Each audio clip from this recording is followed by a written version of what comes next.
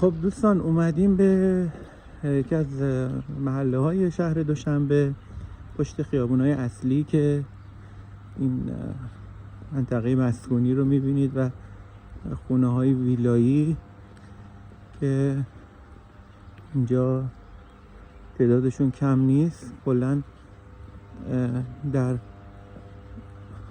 حومه شهر دوشنبه که حالا آپارتمان های شیک و تجاری و چند طبقه هستن و نوساز هستن، مناطق زیادی رو به این صورت میتونیم ببینیم که با این سبک و سیاق ساخته شدن و خونه های ویلایی یا فکر میکنم هولی بهشون میگن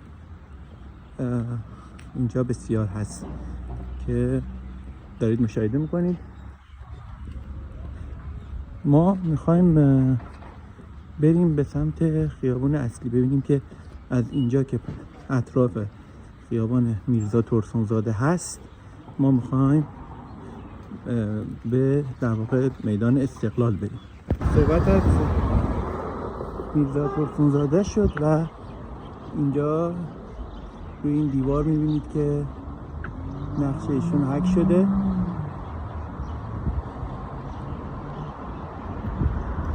کلاً برای مشاهیر خودشون ارزش زیادی قائل هستن در تاجیکستان. اطراف محله ها رو ببینید. یه خیابون خلوت روبروی من هست که به خاطر احتمالاً زمانی که من اینجا اومدم هست که ساعت 2-3 بعد از ظهر هست. خب میریم جلوتر و میخوایم به میدون اصلی نزدیک بشیم.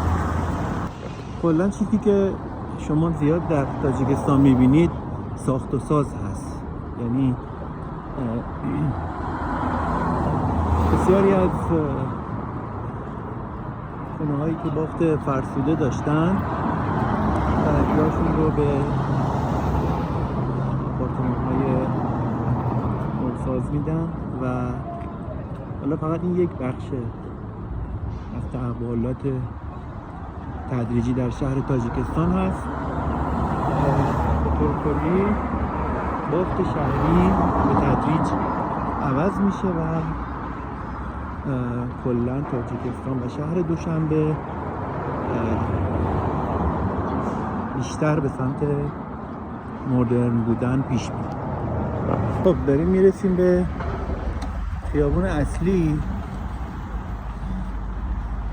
من هنوز خودم دقیقا نمیدونم کجا خارج میشم، ولی احتمالاً اگه به خیابون اصلی برسم که الان رسیدم میتونم متوجه بشم که کجا هست. یه فروشگاه خیلی بزرگ اونور هست به نام بوراک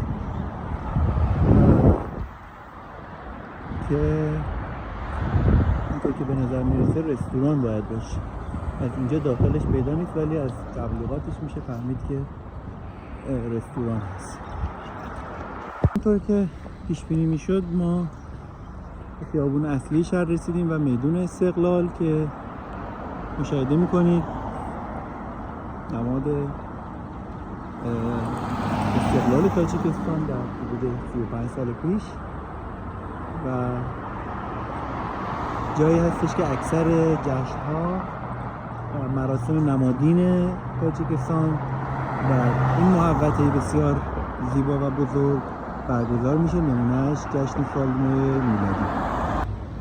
خب دوستان، در این خیابون میبینید که شعبه اصلی KFC هست.